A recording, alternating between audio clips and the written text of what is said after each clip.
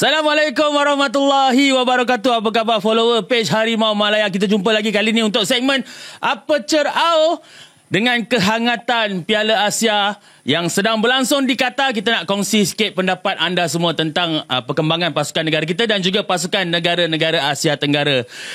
Nak tak nak kita kena akui rasa kekecewaan apabila kita melihat pasukan kesayangan kita Harimau Malaya disingkirkan oleh pasukan Bahrain beberapa hari yang lepas.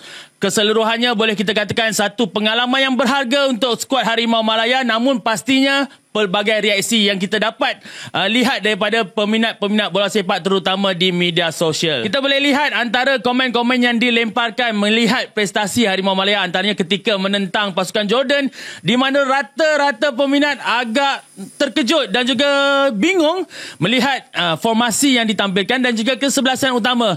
Namun pastinya Kim Panggon selaku Ketua Jurulatih Harimau Malaya ada alasan tersendiri mengapa dia menurunkan skuad yang tersebut.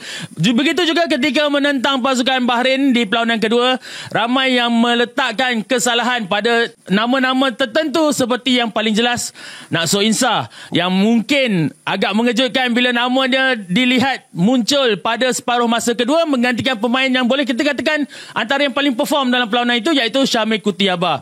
Mungkin dengan caps yang kedua dan juga bilangan minit permainan dalam Liga Super yang membuatkan orang agak tak boleh terima, dan juga ditambah lagi dengan prestasi atas padang yang mungkin setengah orang rasa seperti jogging petang-petang.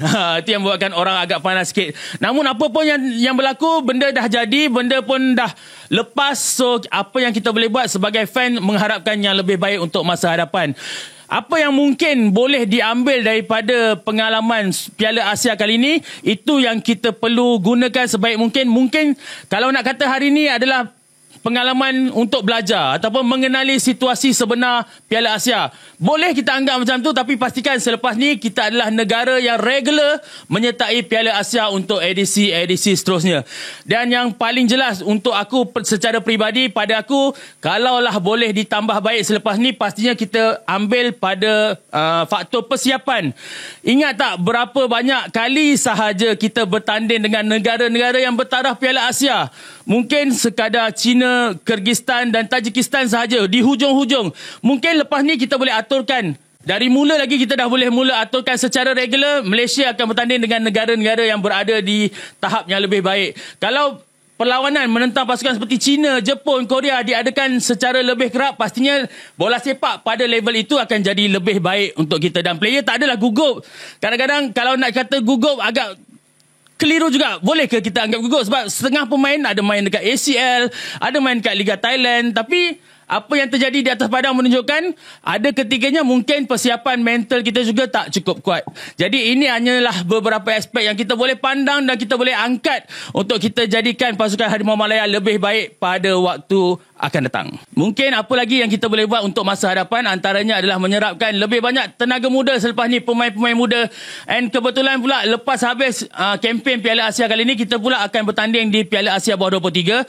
Mungkin dah sampai masa untuk pemain-pemain seperti Harith Haikal, Muhairi Ajmal, Ubaidullah secara regular bermain untuk skuad Harimau Malaya. Kita perlukan anjakan yang baru, nafas yang baru dengan semangat pemain barisan yang baru juga. Semangat daripada bawah 23. Mungkin diorang juga memang dah lama menunggu masa untuk step up, dan inilah peluang yang kita boleh beri kepada mereka.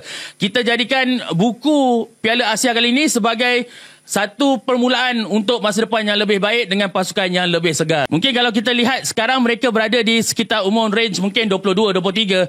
4 tahun lagi ataupun 3 tahun lagi di Piala Asia akan datang, pastinya mereka dah berada di umur yang boleh kita katakan peak ataupun matang, 27, 26. Masa tu kita akan dapat melihat hasil mereka, dan mungkin apa yang mereka belajar hari ini, mereka sendiri jadikan pengajaran dan mereka dah simpan sesuatu untuk next Piala Asia kalau kita layak. Ini adalah sesuatu yang sebenarnya Indonesia dan Vietnam dah lakukan dah. Kalau kita tengok senarai pemain Vietnam di bawah kendalian Philip Trojer, coach yang world class, walaupun mungkin result dia tak seberapa, tapi mungkin dia mengharapkan next hasil dia dilihat pada next Piala Asia juga. Kita pun tak tahu. Sebab kebanyakan player bawah 23 yang dibawa tu dapat bagi saingan yang hebat, terutama pada perlawanan pertama ketika menentang Jepun. Satu ketika mereka mendahului Jepun 2-1. Aku sangat impress. Wow, Vietnam memang lain macam dia punya semangat. Cuma dia tak bernasib baiklah, gagal mengekalkan kedudukan tersebut sampai akhirnya mereka tewas dengan jaringan 4-2. Tak kurang hebatnya negara jiran kita, musuh tradisi kita, Sang Garuda. Wow, satu kemenangan menewaskan Vietnam dan satu kekalahan menewaskan Iraq. Tapi yang bestnya, tiap-tiap game mereka ada jaringan. Kalau korang tengok game antara Indonesia menentang Vietnam, apa yang aku impress adalah semangat pemain diorang, passion pemain diorang. Dari minit pertama dah bersungguh-sungguh cuba mendapatkan bola. Dari minit pertama mereka dah cuba buat serangan dan itulah hasilnya dapat satu sepakan penalti. Walaupun orang kata menang penalti, menang is menang, penalti is penalti, goal is goal. Itu yang kita belum dapat buat tapi Indonesia dah dapat buat. So Sang Garuda, dia boleh berasa bangga dengan apa pencapaian mereka setakat ini. Dan yang paling cemerlang di kalangan negara Asia Tenggara pastinya Thailand lah. Pasukan Gajah Perang ni yang telah pun dapat satu kemenangan dan satu seri. Untuk layak ke peringkat seterusnya, pada aku rasanya kalau secara matematiknya dah tak ada masalah untuk mereka. Mereka menang lawan Kyrgyzstan. Of course, kita cakap Kyrgyzstan boleh lah. Sebab kita pun pernah kalah Kyrgyzstan. Tapi sama juga, Kyrgyzstan bila lawan dekat Piala Asia, dia pun dengan persiapan yang lebih rapi. So, bila Thailand dapat kalahkan, bermaksud Thailand juga ada persiapan yang lebih baik. Dan ketika menentang Oman semalam, kita boleh tengok macam mana disiplinnya pemain Thailand mengejar bola, bertahan. Sebab Oman boleh katakan all the way, all the game, banyak serangan yang diorang lancarkan dan boleh katakan disebabkan disiplin itulah mereka gagal menyumbat sebarang jaringan dan hasilnya Thailand tinggal tunggu masa untuk layak ke peringkat seterusnya. So, kita nak dengar komen anda semua peminat-peminat bola sepak tentang prestasi keempat-empat pasukan daripada Asia Tenggara, terutama pasukan Malaysia, apa yang kita boleh belajar daripada tournament ini. Just komen, hantarkan pendapat anda. Pendapat dan suara fan bagi aku tak ada apa yang salah. Tak ada siapa salah, tak ada siapa betul. Just kongsikan. Kalau ada yang setuju, setuju. Kalau tak ada setuju, tak apa. Yang penting, kita boleh kritik tapi jangan sampai menghina. Aku tak naklah sampai kalau korang tak suka pun dengan Kim Panggon contohnya, tak payah libatkan family dia untuk korang kutuk ke apa.